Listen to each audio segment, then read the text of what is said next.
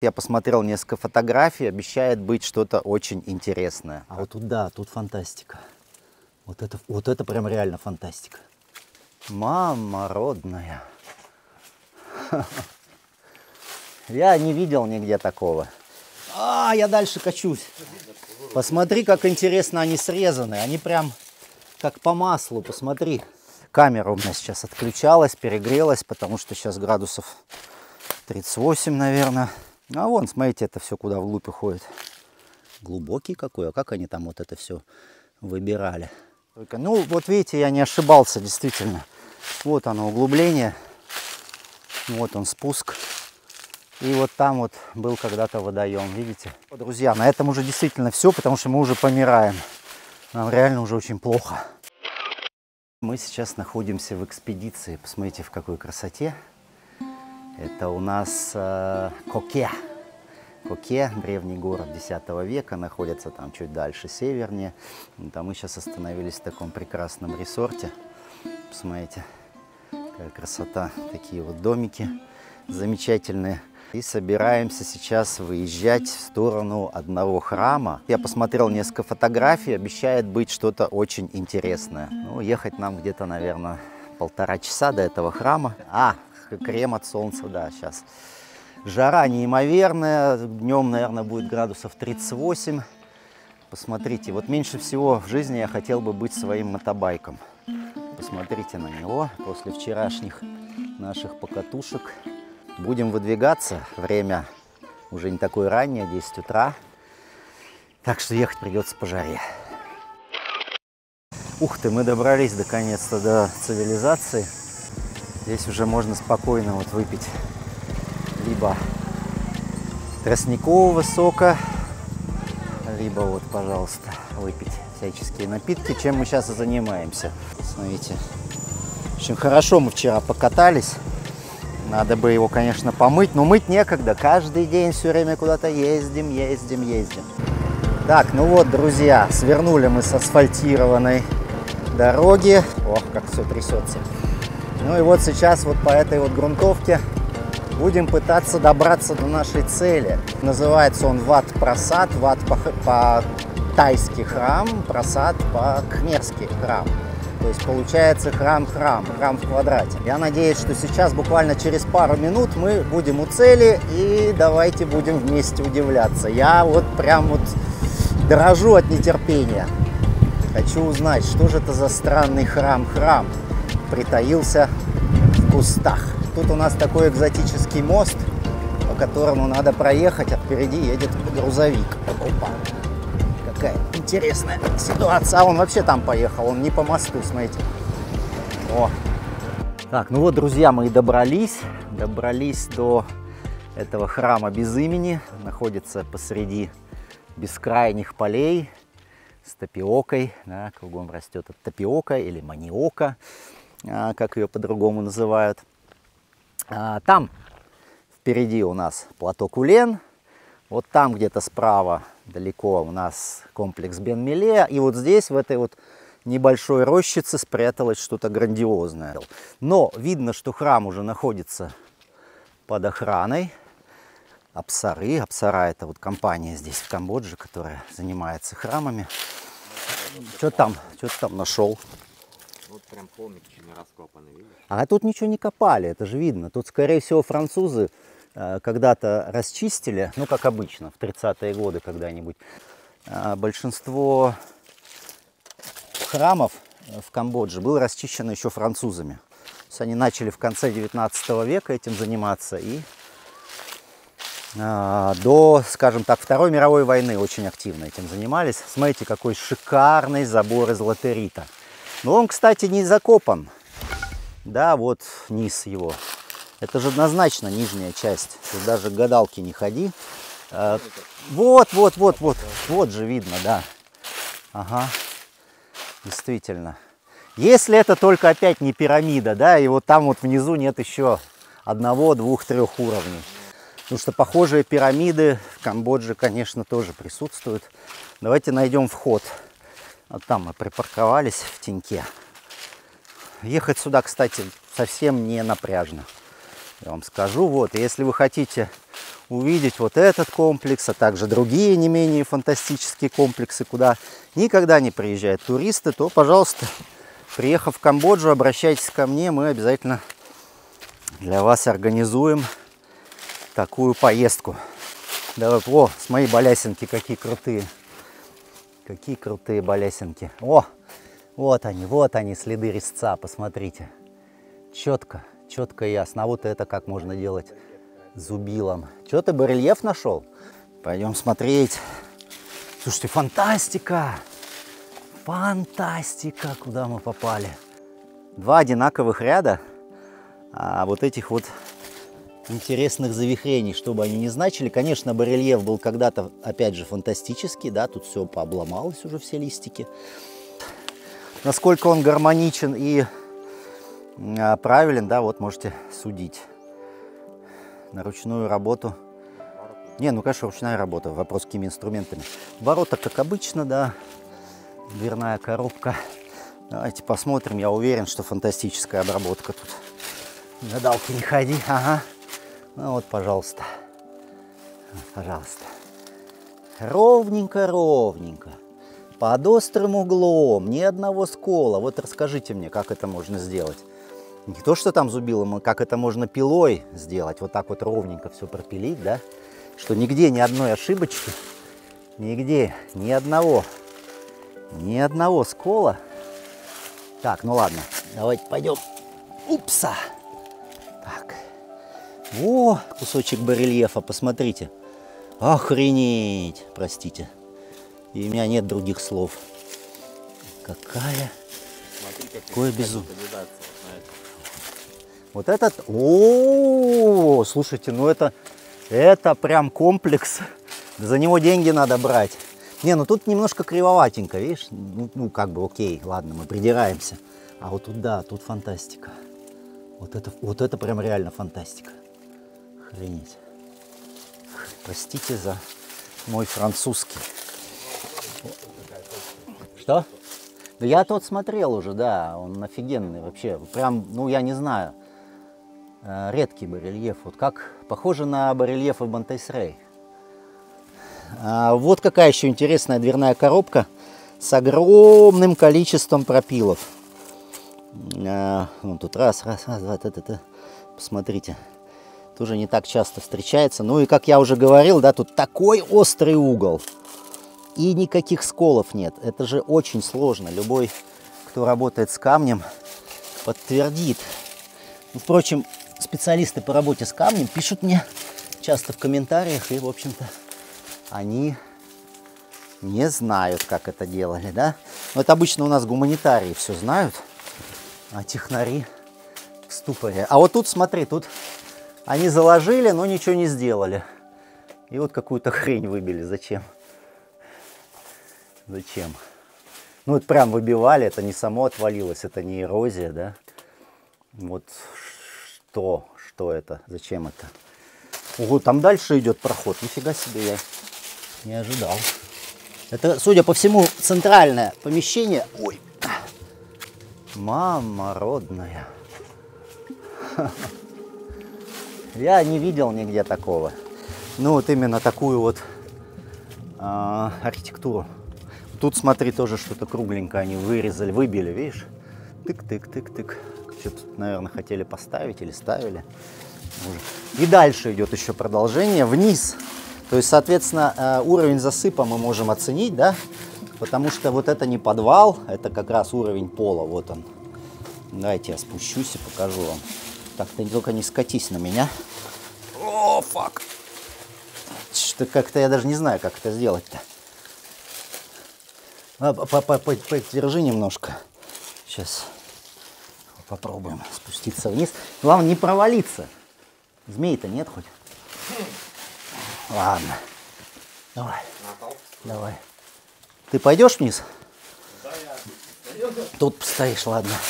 Фок. Я дальше качусь. Нет, все. Вот кирпичики у нас. Тяжелый, очень тяжелый кирпич. Мощный. Слушай, а кладка-то не очень фантастическая здесь, кирпичная. Нет, вот слева, да. Слева очень хорошо, справа, ну, Эрозия может быть, да? Есть ли раствор между кирпичами? Вот там очень подозрительно выглядит. Но я не знаю, как туда подобраться. Давайте здесь посмотрим. А, нет, вот она, хорошая, мощная такая кладка. Вот, внизу был провал, да, тут, наверное, стоял лингам. Где у нас северная сторона? Подожди, вот это восток, это запад, значит, вот это север. Выхода для Йони нет. Просто вообще непонятно, какого века вся эта история, да? Скорее всего, конечно, не позже 10-го. 10-го это крайний срок, а может быть и 8-го, и 7-го. Хотелось бы хоть где-то узнать информацию, но, как вы видите, здесь вообще даже не бывает никаких ни реставраторов, никого. То есть все прям... А, меня какие-то гады кусают, наверное, муравьи. Я качусь вниз. А там дырку, смотри, кто-то пробил. Я не обратил внимания, он кто-то дырку зачем-то пробивал. Нарочно. Там зачем-то били кирпичи. С этой стороны нет. Может, хотели, знаешь, эти амбразуры сделать. Может, они тут хотели обустроить крепость. Ну, в принципе... Да, давай попробуем. Ты держишься? Да. Опс. О, спасибо. Так.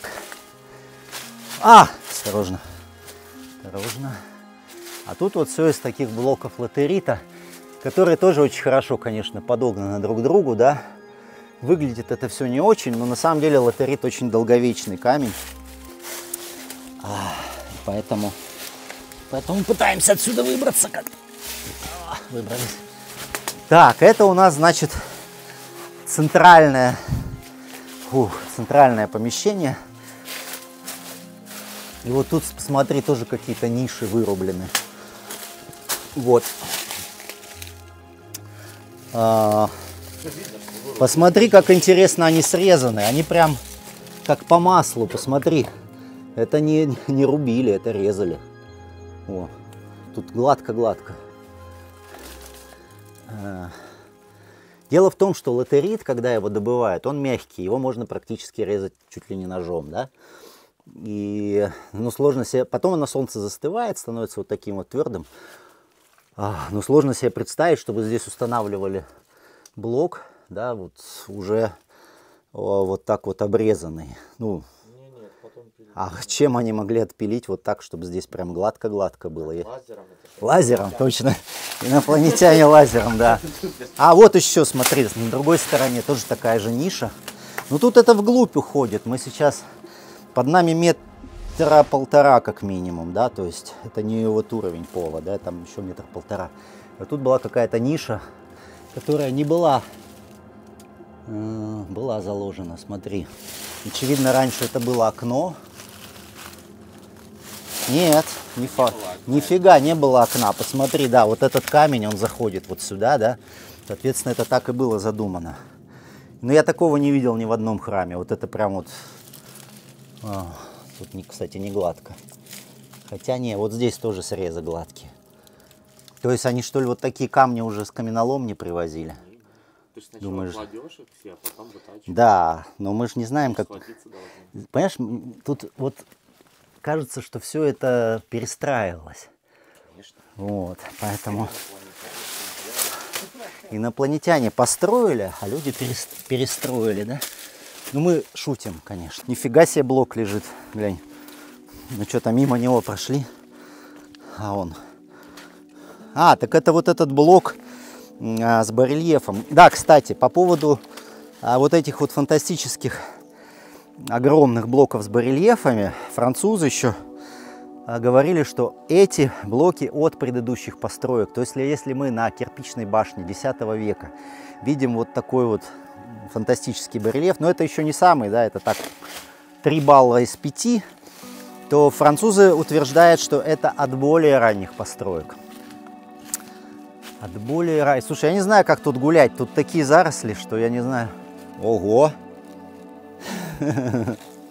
Вот это прям шелк. Вот это, ребята, прям шелк. Короче, очень вам рекомендую сюда приехать, поэтому если будете в Камбодже, обращайтесь, обязательно организуем для вас сюда поездку. Ну, не только в этот храм, я знаю, здесь рядышком еще парочку фантастических мест. Видите, многие люди приезжают в Камбоджу, ограничиваются Анкором. Но Анкор — это всего лишь мизерная часть, абсолютно мизерная часть того, что действительно предлагает Камбоджа. Вот мы сейчас находимся в вот этой центральной башне сзади. Здесь фальшивая дверь, как обычно. Вокруг кирпичи. Находится на каком-то возвышении. Возвышение из латерита.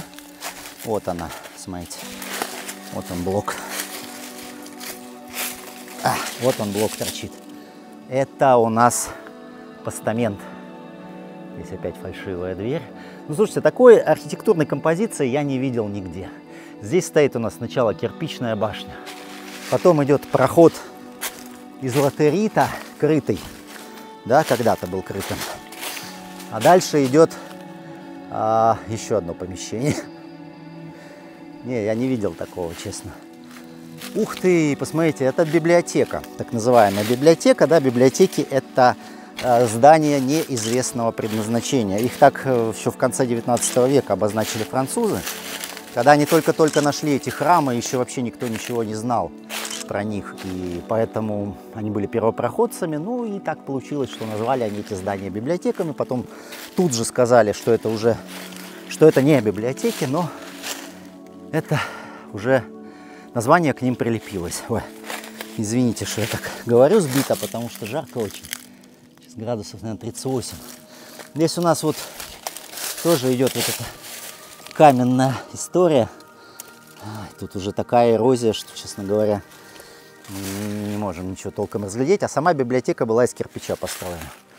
Там мне не пройти. Там мне не пройти, я не знаю. О, колонна! Смотрите, кто-то достал колонну и поставил ее здесь. Давайте посмотрим. Ну, конечно, вся в эрозии. Но когда-то была украшена барельефами. Судя по всему, совсем неплохого качества. Значит, что говорит о древности, да? Если Камбоджа чем древнее, тем интереснее. А тут вообще он какой замыленный. Наверное, под солнцем и водой лежит этот камень уже 1000 лет. Эрозия поработала. Тут таких много. Вон, еще один. Так, ладно. Какого черта здесь никто не убирает листву? Ой, можно куда-нибудь провалиться. Так, ну ладно, давайте. О, еще одна библиотека с другой стороны, с южной. То же самое, да? Там каменная дверная коробка, и дальше идет у нас кирпичная конструкция. Ну, кирпич, как обычно, высококачественный. Ну, кругом, видите, барельефы в земле. Ой, тут в кустах шевелится.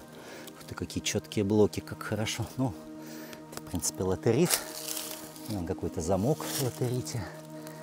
Вот такими замками у нас дверные коробки друг с другом скрепляются, видите. Ну и вот не устану восхищаться вот этой поверхностью. Просто полировка какая-то. Слышь, у меня перегрелся. Камера перегрелась. У тебя вода ледяная, нет? Так, ну что, пойдемте дальше, посмотрим, что предлагает этот изумительный комплекс. Тут у нас забор подразвалился, и стоит какое-то здание из латерита. Причем опять очень хорошо собрано, потому что мы разные видим здания из латерита в Камбодже. Некоторые производят впечатление просто каких-то сараев, а это прям очень хорошо. Из приличного размера блоков, окей, не гигантские, конечно, но тем не менее хорошие блоки, причем очень качественный латерит, да, то есть это важно, люди умели по месторождению определять качественность материала, ведь песчаник, он же тоже бывает самый разный. Некоторые сорта песчаника уже через 100 лет могут превратиться в труху. Но khmerы каким-то хитрым образом умели заранее понимать, вычислять, да, как долго продержится песчаник. Вот тут мы видим просто, ну, хорошие блоки, которые практически не подверглись эрозии. Вот это, кстати, часть дверной коробки, да, вот эти пропилы вам уже знакомы. Дальше идет опять какое-то длинное здание. Длинное здание, они, французы так их назвали, да, длинные здания. На самом деле мы не знаем их предназначения. И длинные здания у нас характерны для храмов X века. Ну, вот я сверху вам его покажу, посмотрите. Там у нас, кстати, дверные проемы очень много. Смотрите, 1, 2, 3, 4, 5. Или оконные. Сложно сказать. Слушайте, вообще непонятная конструкция. Вот я такого прям что-то не припомню. Может, вы меня поправите. Там вдали тоже какое-то еще здание, напоминающее библиотеку, с верхним окошком слуховым. Сейчас мы туда еще подойдем обязательно. Вот. А тут у нас получается огороженная территория, где находится центральная башня и проход в нее. Да, то есть вот внутри эта территория огорожена забором, и вся территория огорожена еще одним внешним ограждением. Вход, как обычно, с востока, поэтому давайте туда и пройдем, к восточному входу. Камера у меня сейчас отключалась, перегрелась, потому что сейчас градусов 38, наверное, и техника не выдерживает. Кстати, телефон тоже перегрелся. Я снимал короткие видео и фотографии, ну, в общем, тоже перегрелся. Ух ты! Есть проходик, вон какая лиана красивая. Да. Вот оно, длинное здание. Сейчас мы посмотрим. Вот, это окна. Это окна. Ну, как обычно, да, там еще 1,5–2 метра внизу под землей. Здесь у нас тяжело ходить, я вам скажу. Тяжело ходить. Где-то здесь был вход. Так, вот вход. Ух ты, какие мегалитищи! Вот это вот. Это мощно. Это мощно. Какая-то птица орет. Вход входом, да, но дальше идти я даже не знаю как. Там просто листва. И мне, наверное, лучше не стоит туда соваться, чтобы не провалиться в змеиную нору. Давайте лучше с другой стороны просто обойдем. Так будет проще. Да, окошки у этого длинного здания тоже фантастически обработаны. А есть параллельно ему? Ну да, вот параллельно ему в другой стороне от входа такое же здание. Впереди, кстати, было здание из кирпича. Вот это вот входная группа. Вход внутрь, да, тут стояло здание из кирпича. Ну, в общем, судя по всему, это все постройки разных лет, да, то есть этот комплекс, очевидно, на протяжении столетий реставрировался, перестраивался, достраивался. То есть мы вполне можем допустить, что забора изначально этого изолатерита не было, да, а он появился как следствие желания превратить это все в крепость. А вон, смотрите, это все куда вглубь уходит. Видите? Там еще вниз куда-то уходит это основание. Очевидно, глубоко. И вот тут вот был вход. Этот комплекс. Да, ребята. Прям очень советую, очень советую. Кстати, если вот пройти туда дальше, скорее всего, мы обнаружим водоем. Вот к гадалке не ходи, там есть водоем. Посмотрим, если есть проход, я прогуляюсь и попробуем убедиться в этом. Так. Где-то тут я видел еще барельефы красивые. Вот они. Ну, слушайте, ну это прям образец. Это прям образец. Давайте потыкаем его. Глубокий какой. А как они там вот это все выбирали изнутри? Какими такими фантастическими инструментами? Ведь тончайший барельеф. А вот тут, посмотрите. Вот на вот это вот. На вот этот завиточек. Изнутри там все выбрано. Тут тоже такой же. Слушайте, ну это, конечно, да, это вот то, что обычно датируется X веком. будем обходить этот комплекс с другой стороны, потому что через территорию пробираться как-то, ну уж очень экзотично. Я надеюсь, что там какой-нибудь пролом в стене есть. Все удивительно, насколько хорошо он сохранился. А я думаю, знаете, почему он так хорошо сохранился? Потому что на месте этих полей еще недавно был лес. И здесь, скорее всего, мало того, что никто не жил, а сейчас, очевидно, живут. Вон там я вижу красную крышу одинокого домика. Вот, никто не жил, никто сюда не ходил, и все сохранилось. Потому что надо понимать, да, что крестьяне тоже не дураки, они эти храмы часто разбирали, особенно вот латерит использовали для своих каких-то целей. Так, ну вот этот пролом нам мало интересен, здесь мы уже были. Давайте пройдем дальше. Кругом эти блоки. Ну, тут они, конечно, разломали, да. Это были, скорее всего, грабители.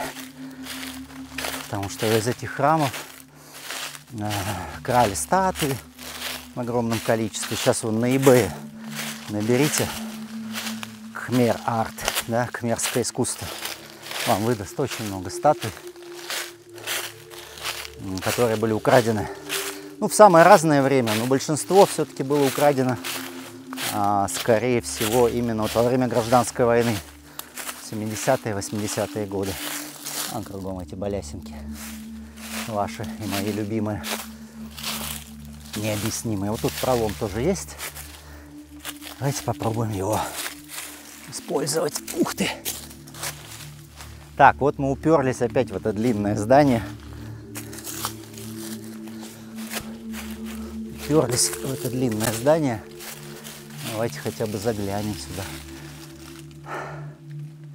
Ну, особого смысла туда забираться я не вижу, тем более спускаться туда. Давайте так, все-таки здесь змей очень много. И поэтому, если есть возможность не встречаться со змеями, то лучше этого не надо делать. Я вижу, что там есть какой-то проходец. Давайте сейчас пройдем туда, и мы обязательно должны увидеть углубление.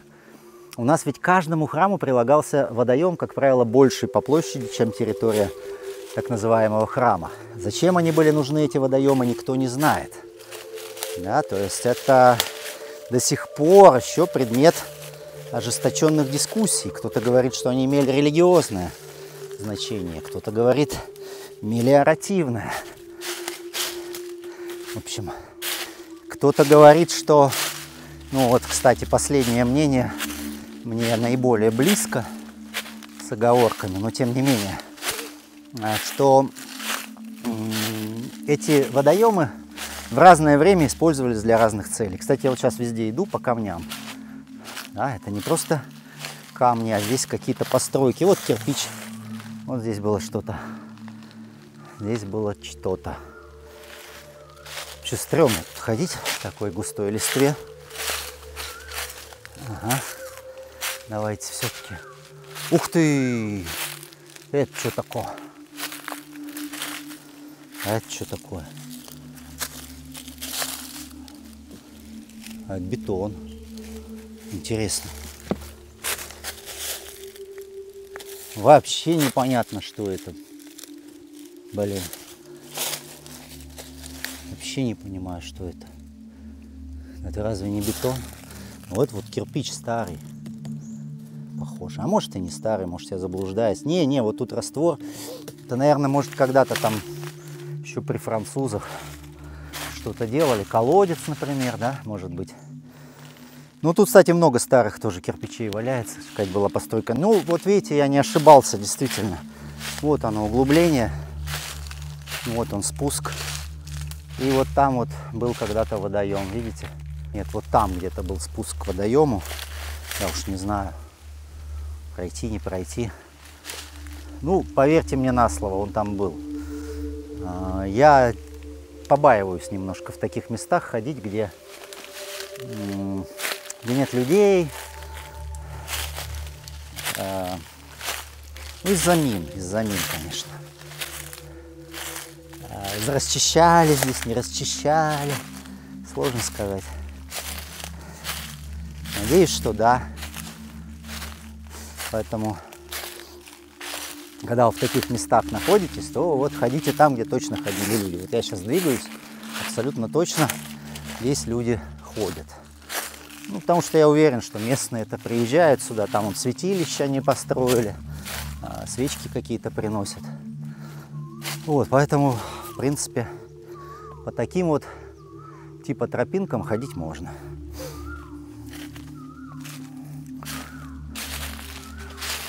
Ох, друзья.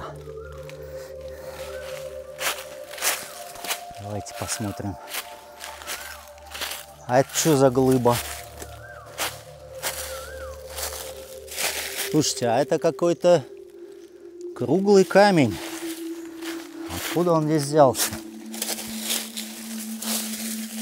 Это может быть, конечно, частью какой-то статуи. Так как уже мощная эрозия, то мы не можем различить. Но на самом деле, это ничего удивительного. Иногда бывает, знаете, какой-нибудь торс торчит из земли, там, какой-нибудь статуи. И, конечно, стараются вывести в музей, но руки доходят не до всех артефактов. Ой, колечки растут. А вот тут вот на входе, кстати, шикарные гигантские блоки. Вот этот вот. Прям хороший такой блок. Да, вот тут вот у нас мощные блоки, прям гигантские, да. Недообработанные, как вы видите, да. Их установили, но недообработали. То есть, очевидно, опять какой-то недострой. Ну, как это могло быть? Смотрите, сначала кто-то один недостроил, потом пришли другие. Ну, и они уже не умели так обрабатывать песчаник. И поэтому так и остались вот эти вещи недоделанные, да. А вот это вот как раз от тех древних людей сохранилось, скорее всего. Ну, это опять же не фантастика какая-то, не бред сумасшедшего. Об этом, в общем-то, историки тоже говорят. А тут вот прям, видите, тык-тык-тык-тык-тык, вот следы зубила. Ну, это вот уже более поздние, скорее всего. История попытки обработки камня. Потому что, видите, вот тоже постамент, он настолько весь замыленный. Такой древний. И вот этот блок. Вот этот вот блок. Фантастика. Так что я подозреваю, что это все, конечно, вещи более древние. Да, вот кирпич и латерит — это уже те, которые пришли позже. Никаких таких вот грубых следов работы мы не увидели, что говорит нам, скорее всего, о том, что в 13 веке здесь уже, возможно, была мерзость запустения, и все заросшее джунглями. Ну, иначе бы мы увидели бы, возможно, какие-то следы работ 13 века, конца 12, они довольно характерные, довольно убогие. Вот тоже такой был фантастический барельеф, да, который, правда, замылился уже совсем. Совсем замылился. Ну все, друзья, на этом уже действительно все, потому что мы уже помираем. Нам реально уже очень плохо. Надо ехать куда-то, пить какую-нибудь кока-колу, кокос, тростниковый сок.